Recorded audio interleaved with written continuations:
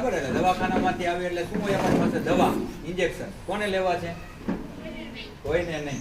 એટલે આરોગ્ય શિક્ષણ ઇન્જેક્શન દવા ન લેવી માટે એના માટે શું કરવું પડે તો કે આપણે અમુક બાબતો કાળજી રાખી તો જેનાથી બીમાર ન પડી તો પહેલા આપણે બીમારી આવે એ પહેલા જ આપણે કહેવાય ને પાણી પહેલા પાડ બાંધી દઈએ તો એવી રીતના બીમારી ન આવે એના માટે અમુક બાબતો નાની નાની બાબતો હું તમને કહીશ પણ હું ખાલી બોલું એના કરતા મજા નહીં આવે એટલે મારો દોસ્ત સાથે આવ્યો છે બેગની અંદર છે શું નામ છે એનું બધાને આવડે છે વાહ સરસ તો જગુને મળી લીધું છે ને બધાય તો જગુની જરૂર નથી ને અત્યારે તો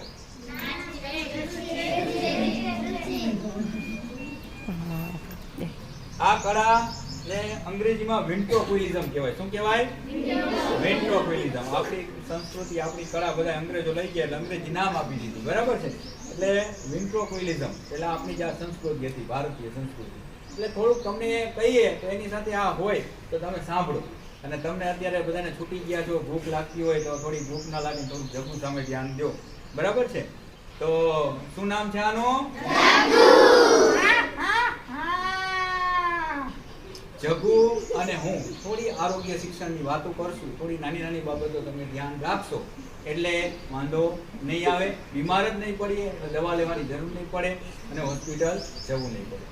તો મમ્મી પપ્પાના પૈસા આપણે બચાવી શકીએ બરાબર અત્યારે તમે બચાવો છો એ એક કમાણી છે તો કઈ રીતના બચાવી શકીએ પૈસા પાણીપુરી ખાઈને બચાવી શકીએ મમ્મી પપ્પાના પૈસા બચાવી શકીએ કઈ રીતના કે બીમાર ન પડીએ આપણે દવાખાના 5,000 ખર્ચો કરે ને 2-5,000 તો એ આપણે બચાવી શકીએ ને તો આપણે બીમાર ન પડીએ તો બચે તો એના માટે એ બચત કરવા માટે તમારે શું કરવું પડે નાવાનું નહીં એટલે નાવું તો પડે એના માટે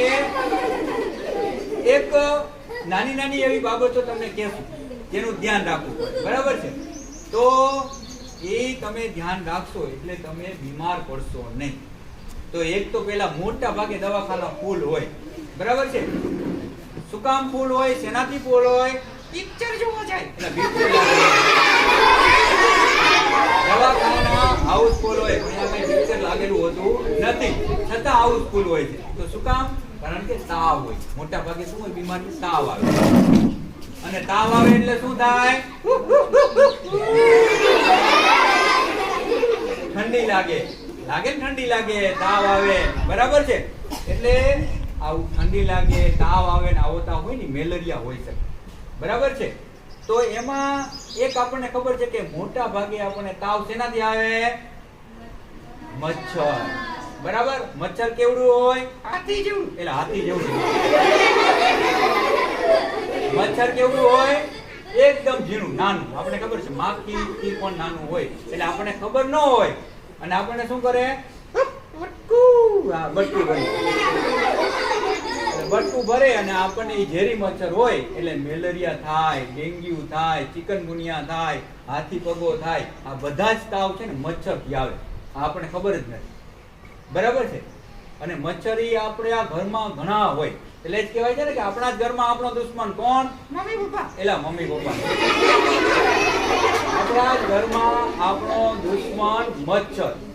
બરાબર છે તો મચ્છર થી બચવા માટે મચ્છરને ઘરની અંદર અટકાવવા માટે શું કરવું જોઈએ તો કે મોટા ભાગે ખબર નથી મચ્છર શેમાંથી બને પેટ્રોલ એટલે પેટ્રોલ માંથી મચ્છર શેમાંથી બને પાણી જો તમારા ઘરમાં પાણી છે એ ખુલ્લું પડેલું હશે તો એમાં ઝેરી મચ્છર આવીને એક માદા હજારો લાખોની સંખ્યામાં ઈંડા મૂકી જશે અને એમાંથી મચ્છર બનતા રહેશે જો પાણીની સપાટી નહીં મળે ને તો એ મચ્છર જ ઉત્પન્ન નહીં થાય કારણ કે એને ઈંડા મૂકવા માટે પાણી જરૂરી પડે એટલે આપણે કદાચ જોયું હશે પાણીમાં ક્યારેક જીવાત દેખાય તમને આપણને એમ થાય કે આ તો ઈયળ જેવું છે નાની નાની જીવાતો હોય એ જીવાતમાંથી જ મચ્છર બને બરાબર અને એ મચ્છર જો ઝેરી હોય અને ઝેરી ઈંડામાંથી બનેલા હોય તો બધા મચ્છર ઝેરી થાય અને આપણને બીમાર પાડવા માટે મચ્છર પણ કાફી છે આખા ઘરને બીમાર પાડી બરાબર એટલે શું ધ્યાન રાખવાનું પાણીપુરી ખાવાની એટલે પાણીપુરી ખાવાની તો જગ્ગુને ભાવે છે ને એટલે બોલે છે પાણીપુરી અત્યારે બધાને ભાવે છે ને એટલે પણ પાણીપુરી છે બરાબર છે આ બધી બાબતો છે ને બહારનું વધારે આ પણ ધ્યાન રાખવાનું ઉનાળો આવ્યો ને એટલે આવું બહારનું છે ને એ અમુક બટેકા બાફેલાની બધા ક્યારેક આપણને ખબર પણ ન હોય એને વેપાર કરવા માટે વાસ આપણને ખવડાવી દે તો આપણે શું થાય બીમાર પડીએ બરાબર એટલે બીમાર ન પડીએ એટલે ખોરાક પણ અગત્યનો છે આ પણ ધ્યાન રાખવાનું તો સાથે આપણે મચ્છરની વાત કરતા હતા તો મચ્છરનું પણ કહી દઈએ કે ભાઈ એના માટે શું કરવું સાહેબ તો કે પાણીના કુંડા ભરેલા હોય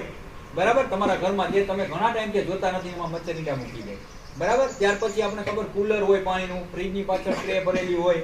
અને ટાંકા હોય ને ખુલ્લા હોય એટલે એમાં મચ્છર આવી જઈ શકે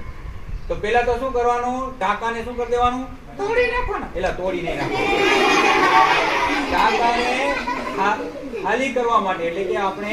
ઉપયોગમાં જે એક ટાંકી ન લેવાતી હોય એનો પણ ઉપયોગ કરવાનો એટલે પાણી વપરાશમાં રહે એટલે મચ્છર એમાં ઈંડા ન મૂકી શકે અને આપણે સતત વપરાશમાં રહેતું હોય એટલે પાણીની પણ અવર જવર થાય એટલે આવી કુંડી સાફ કરી દેવાની આજુબાજુમાં પાણી ભરેલું હોય એ પણ ધ્યાન રાખવાનું અત્યારે ઉનાળો છે પછી ચોમાસું આવશે તો ચોમાસામાં ખાબોચિયા ભરાશે આજુબાજુમાં ખાડા હોય ને એમાં ખાબોચિયા ભરાય તો શું કરવાનું છપછપિયા એટલે છપછપિયા એમાં પણ ખાલી કરી દેવાના વેવડાવી દેવાના જેથી ઈંડા મૂકી ન શકે બરાબર એટલે ચોમાસામાં પણ ધ્યાન રાખવાનું ઉનાળામાં પણ ધ્યાન રાખવાનું અને પાણીની જાળવણી કરવાની જેમ ઘરે તમે પાણીની જાળવણી કરો ને એમ હવે ઉનાળો આવ્યો છે એટલે ઉનાળો આવ્યો એટલે શું થાય ગરમી હાય ગરમી હા હાય ગરમી બરાબર હવે જાહેરાત આવશે ને ગરમી એ તો ઓલે એને વેચવા માટે પાવડરની જાહેરાત આવશે ડર્મી કુલ ને જે તે બધા પાવડરની જાહેરાત આવશે પણ એને લાખો કરોડો રૂપિયા મળતા તો એ આપણે લગાવવો જ ન પડે એના માટે આપણે ધ્યાન રાખવું જોઈએ ગરમીથી પહેલા હવે રમવાનું નહીં તડકામાં હીટવેવ છે એટલે હીટવેવ ની આગાહી એટલે સરકાર શું કહે છે કે ગરમીથી બચો તો ગરમીથી બચવા માટે તો આપણે પાણીનો ભાગ વધારે છે શરીરની અંદર આપણે ખબર 70 થી 80% પાણીથી બનેલું શરીર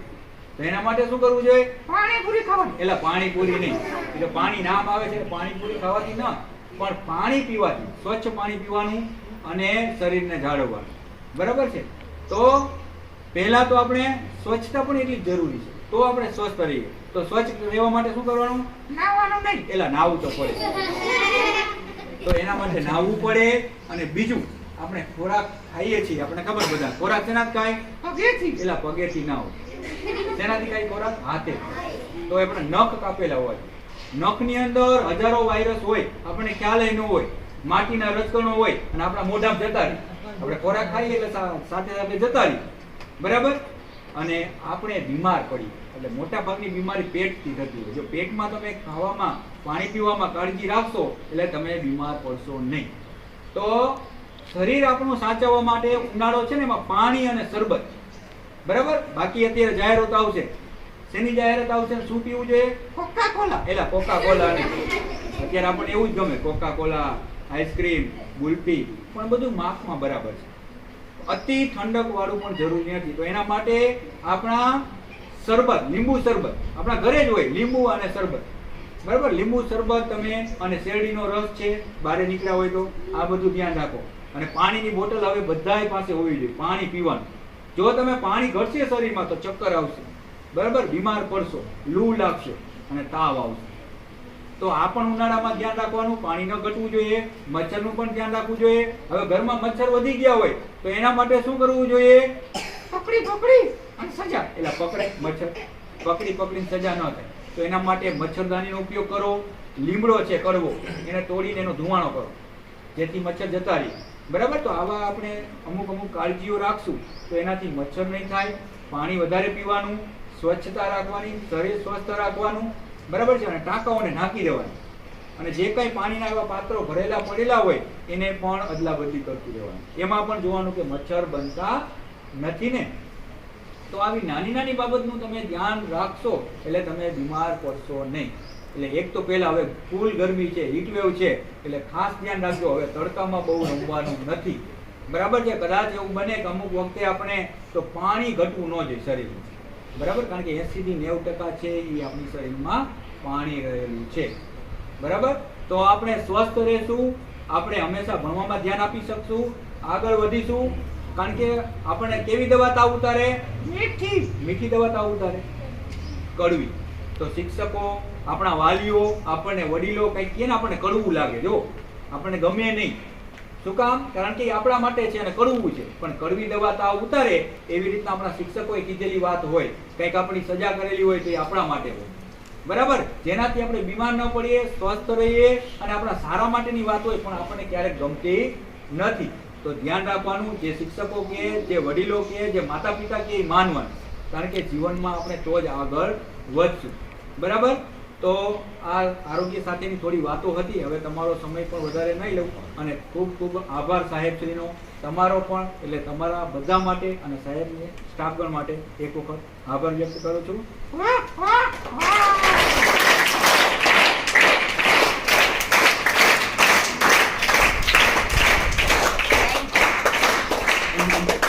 શું નામ છે આનું? મારું નામ? હા, એટલું સારું કહેવાય. જગ્ગુવાલા કઈ મને હોય બાકી ખબર ન હોય. મજા આવી ને બધાને?